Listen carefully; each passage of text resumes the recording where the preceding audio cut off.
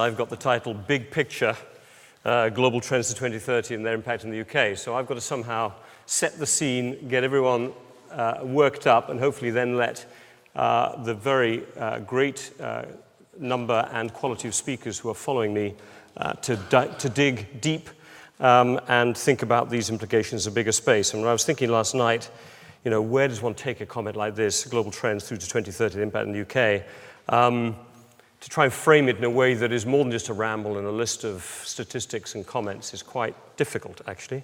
But I suppose my bottom line thought this morning as I got up was that the next 12 years will undoubtedly be a period of profound transition.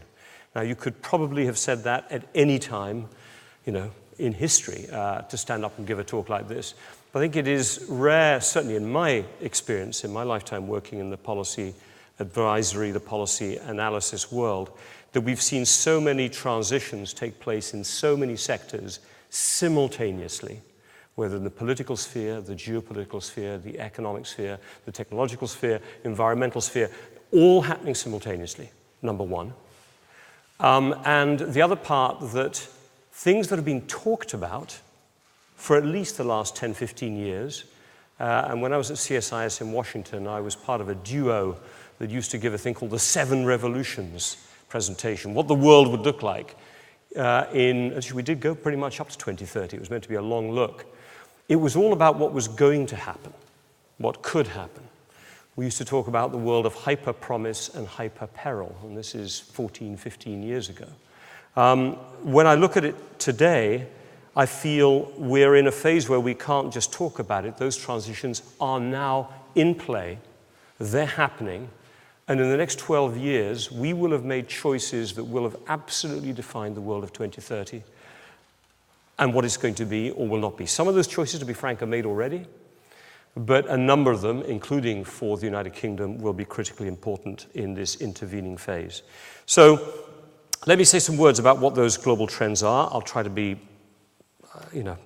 as engaging as I can on it and quick, and then talk a little bit about how they're playing out in the field of geopolitics, and then come a little bit into what it means for the United Kingdom and the kind of choices that we will be discussing, you will be discussing through the course of the day. I think there are two sort of structural uber trends that are worth absorbing right now, that have been talked about for, as I said, at least the last 15 years. The first is demographic change, and the other is the spread of technological progress. And on demographic change, the feature that seems to be dominant right now is the aging of the world. It's not so much the growth of the world. Growth of the world population, as you all know, is pretty much limited into sub-Saharan Africa, parts of the Middle East, a few parts of South Asia. But really across the bulk of the rest of the world, whether developing, emerging, or developed, we have a slowdown. At the same time, we have this remarkable burst of technological progress, this kind of ramp line that's taking up almost like a rocket-propelled process of change. And to me, the big question is, will those two trends, as they play out, allow the persistence of the integrated markets, of the kind of rise of connectivity that we've seen and that have been such a feature of the last 15, 20 years, certainly since the end of the Cold War? Or will they actually be the advent of a new period of geopolitical conflict, of protectionism, of maybe the collapse of major power, and of the experience of the impacts of climate change in a really negative sense, deeply, profoundly negative sense, rather than just in their disruptive sense that we're seeing today. And I really do think we're at a kind of hinge point in terms of those two futures. The demographic change, the technological change is going to happen whatever, and the disruptive effects of climate will happen whatever. But the kind of world that's a sort of an absolute gain world versus a zero-sum negative world, that is still in the balance. On the plus side, again, on these big global trends, all things being equal, there's some very good news stuff out there. Global middle classes are growing. Economic opportunity, welfare continues to spread through the world. Global middle classes are predicted, and middle classes is not much more than $10, $15 a day, if you look at them globally, are projected to rise from about 2 billion of today's world population to 5 billion out of an 8.3 or so billion world population in the world of 2030 that we're looking at today. The net effect, and James mentioned this at the beginning, is that Europe and America's share of global GDP is going to decline to the 30 or 25% by 2030. So the bulk of that growth is in emerging markets. I don't think that's a bad thing. I mean, just to state the obvious, we're just realigning population and GDP. And that's a good thing, net for the world, that those many billions around the world now have greater opportunity for economic growth and welfare than before, and the net effect is going to be we will have a larger component of that mix. That's the positive. But on the risky side, the danger is that a lot of that new middle class is what many people call the near poor, that they're in a really precarious and fragile situation, including in emerging, and especially in emerging markets around the world.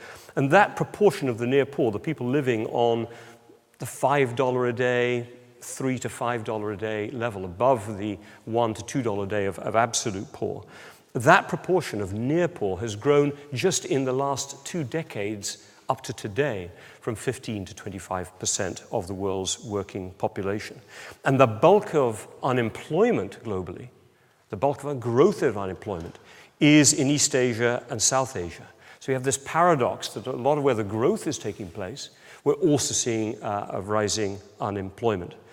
Africa is probably the absolute test case of this. It will have a larger working age population than China by 2030. But will that working age population have opportunities, or will they be cast into a world of concern? And that, of course, really comes down to technology again. Automation, machine learning systems, I mean, these are creating great pressures on us in the West. We have our own near poor in what is now called the JAMS, the just about managing. It's at a different level, obviously, of welfare, but nonetheless, that sense of precariousness is now as present as we know in our societies, with the fear of short-term contracts, the gig economy, and the fear of persistent unequal societies. And that demographic change that is affecting the whole world is especially pronounced today in the West, where it really presents a fundamental challenge to one of the glues of our societies, which is the concept of a welfare state, of social markets. The idea in particular in Europe that we'd invented a sort of virtuous, perfect setup of a market economy that was socially concerned, and the welfare state has been the absolute linchpin of this. So we are at a precarious moment, to be frank, between opportunity and peril. I think one of the big worries for us in the West, and particularly for the UK, given some of the narrative we've had around Brexit, my net is that we cannot rely on the emerging markets to be the solution to the West's growth. And that applies as much to the UK as it does to any other part of the world. And debt is an interesting part of this story, if you want to pick up another big global trend. The growth of debt in the world grew by 70 trillion to about 240 trillion through that period of the post-global financial crisis. So it's not just been an unwinding, there's been an unwinding of private and corporate debt in the West, but there's been an uptake globally of government debt in particular in the West and private and corporate debt in the emerging markets, now roughly 3 times global GDP, 320% of global GDP. And it's growing currently at 5% a year.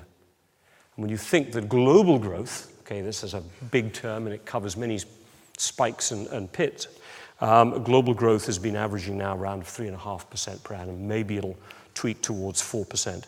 So Larry Summers came with that famous phrase, secular stagnation. It has many plays into it, but obviously that's one of the big fears. And despite this world of precariousness, which in many cases drives many people into thinking about themselves, we are in a world of rising interdependence. And I don't need to go through all of the examples, you know it well. In fact, it's the subject of many of the deep dives that will come later on. But I think we're able to sort of conceptualize those risks of interdependence much more clearly now. When we talk about cybersecurity, it's not just what affects our computer. As we did recently at Chatham House, we did a big study on the impact of cybersecurity on space networks. Yeah? We don't know the extent to which we rely on the connectivity through space for our terrestrial connectivity is massive. Cyber has not gone there in terms of risks. When it does, it could have a devastating impact. We talk about pandemics, we think of Ebola, but we've probably not fully computed yet the impact of antimicrobial resistance, something that this government studied quite effectively, well, the last government, but the British government studied effectively about 3 or 4 years ago, and which I understand is still at the top of the Foreign Office's list of global systemic risks. But it really is a niche issue for most people today. I don't want to be depressing about international terrorism. It's easy to be, but we have not seen its manifestation in the chemical, biological, and nuclear space yet. I'm afraid that is to come. And mass migration, I think we've seen the tip of an iceberg that's to come. These challenges cannot be fixed by any individual government, the Britons or any others.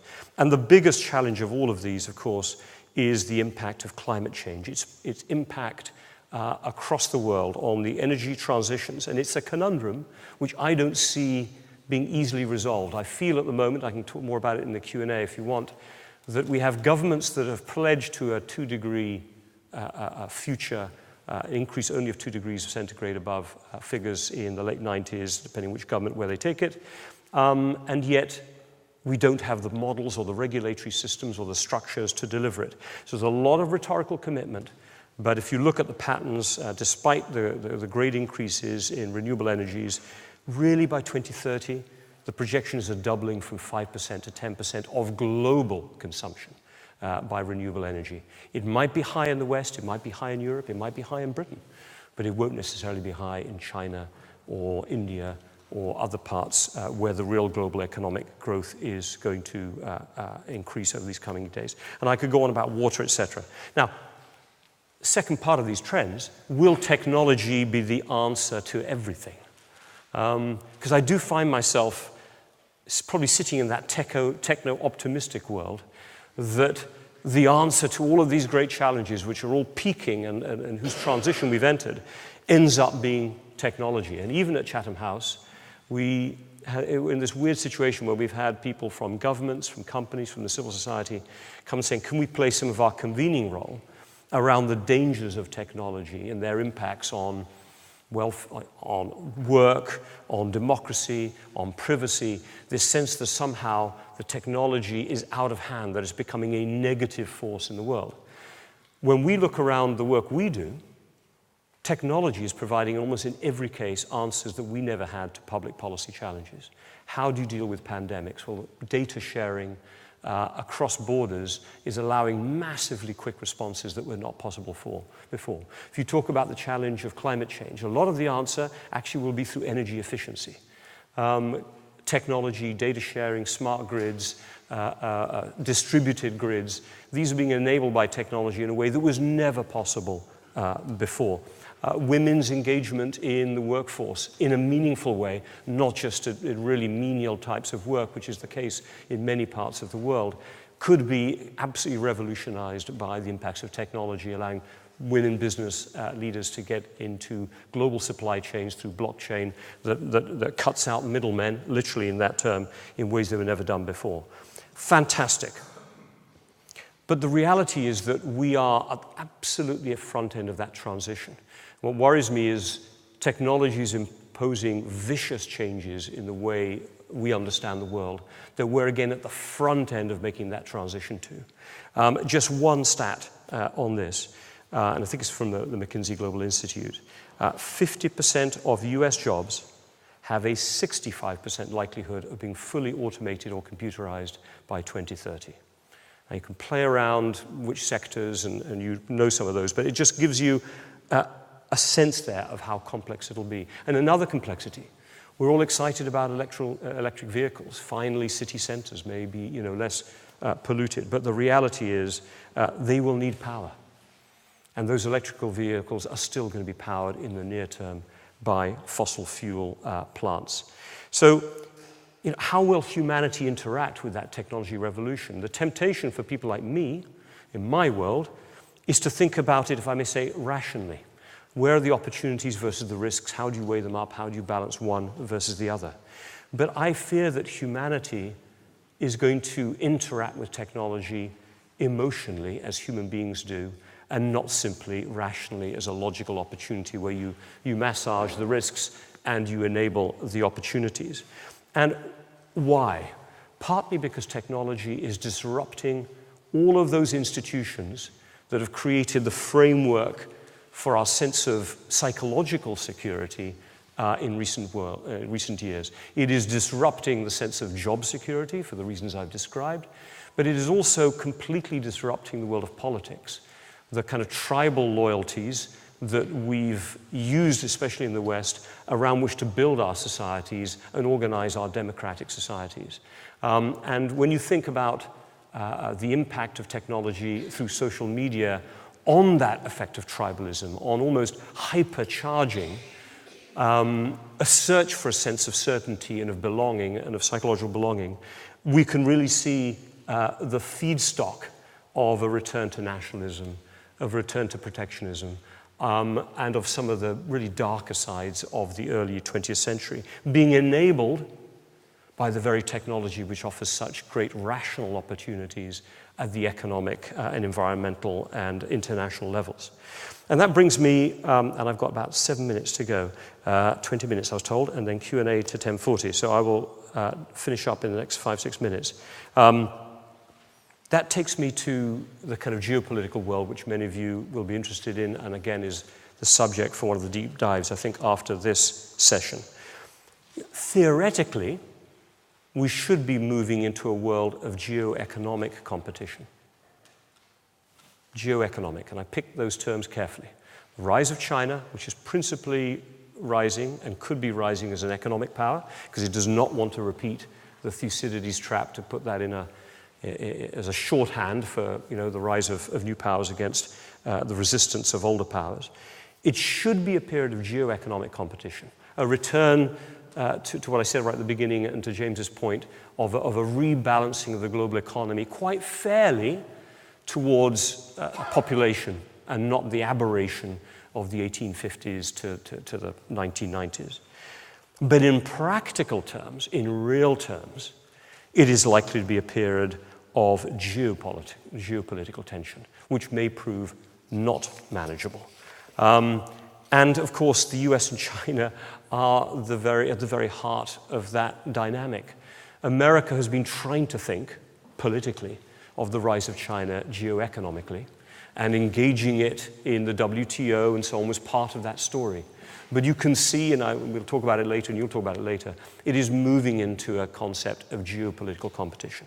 America's sense that it is exceptional, and part of its exceptionalism is to be the leader of the world, is bumping up against China's sense of deep historical humiliation, and that it should be, by rights, at least an equal power in the world, and certainly not a second-tier power that has to fit into a pre-existing world order. And again, I haven't got time to talk about all my views of China, but I think we've been seeing in the rise of Xi Jinping a return to a Chinese model of what its future will be that is clearly not in sync with the world, the rational world, the theoretical world of geoeconomic competition and hopefully integration we thought about before. Russia is sitting there as a spoiler, it's loving it, this is great, but there's a sovereigntist country which really does think geopolitically always, and will always turn away economic gain in favor of sovereignty strength. And we're seeing a sort of return to strongman populism all over the world, international institutions not adapting. We no longer have a Europe-US leadership pole to sort of act as a counterweight to these forces. In a nutshell, we're living simultaneously in a world of 21st century opportunity and 19th century risk. And defense spending is the manifestation of this.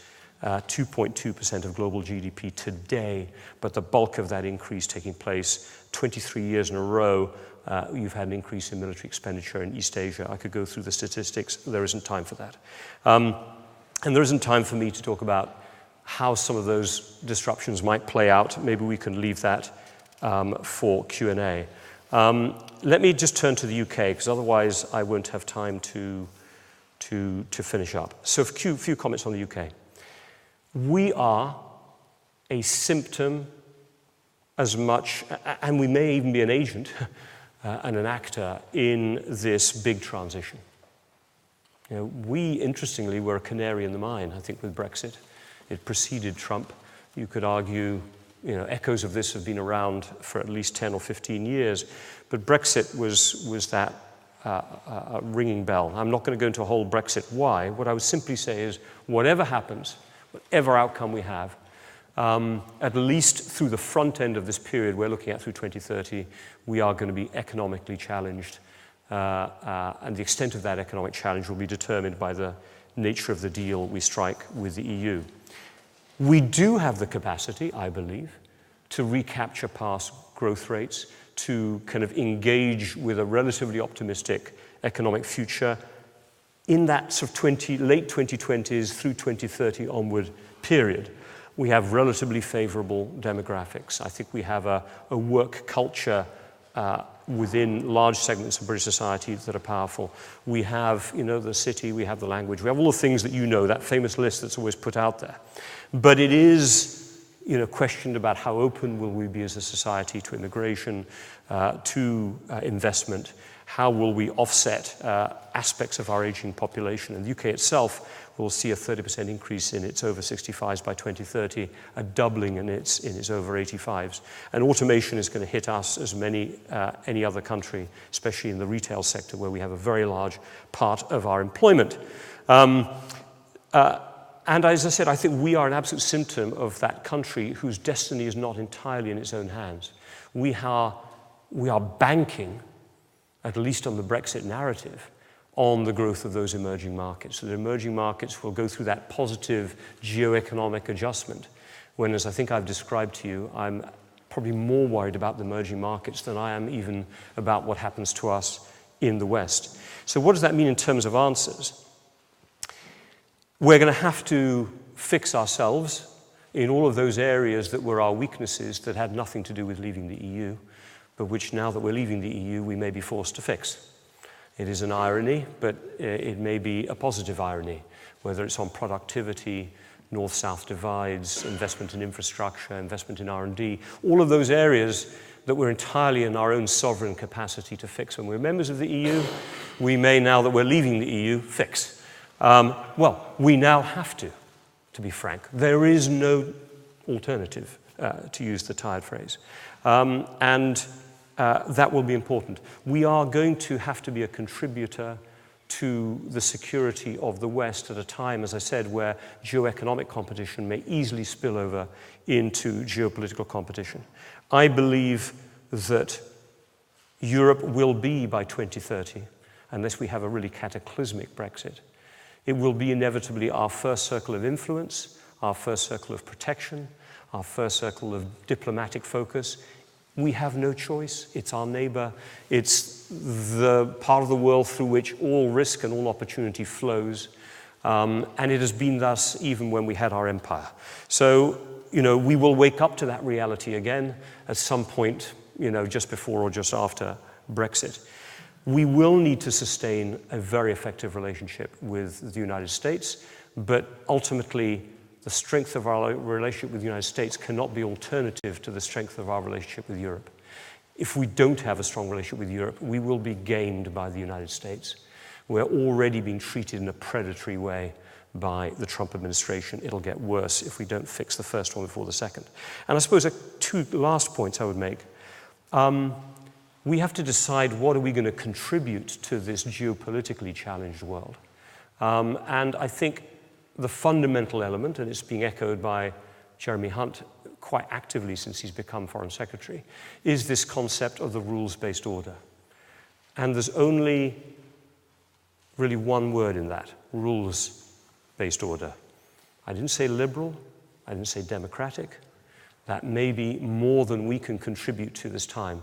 But whatever the political system of most countries around the world, they rely on the predictability of a rules-based order. Speaking of this in Oxford, it is what the British International Relations School talked about when they created the idea of an international society. where you sort of build up international law as far as governments are willing to take it, but by example, by practice, by habit, by transparency, you build up the capacity for stability despite the anarchical instincts of the world. And that role needs to be a fundamental role, I think, for Britain in these coming years. It is about building up sort of peer-to-peer based clubs. And there are many countries out there, setting aside this kind of slight fantasy that emerging markets will be our saviors economically, but many emerging powers, or established powers even, will be our partners in this process. The US is always going to be exceptional and selective about international law, but countries like Japan, South Korea, Australia, Canada, I'd say Germany, Sweden, I can pick a bunch of Europeans as well, are as invested in that system as we are. And we need to be contributors to that. And my last point here is I think we need to be also contributors to a more creative way of thinking about a rules-based order, one that doesn't just rely on institutions forcing this top-down, but that creates the infrastructure for societies, NGOs, companies, individuals to build it more from a bottom-up standpoint. And these are about coalitions between the private sector and the public sector. Again, I could go into those examples more later on. So to conclude, as a surface comment before your deep dives, everything is up in the air. We are in a free-for-all world. We're in a moment, though, where the choices we make over these next 12 years will determine not the world in 2030, but the world in 2050. And we will simply be dealing with stuff from now on if we don't make some pretty fundamental choices in the next 2 to 3 years. And I think that is therefore a perfect time for us to be having this conversation, because the UK, by ambition, by instinct, by size, to be frank, needs to be a player in that debate. So I'll stop there.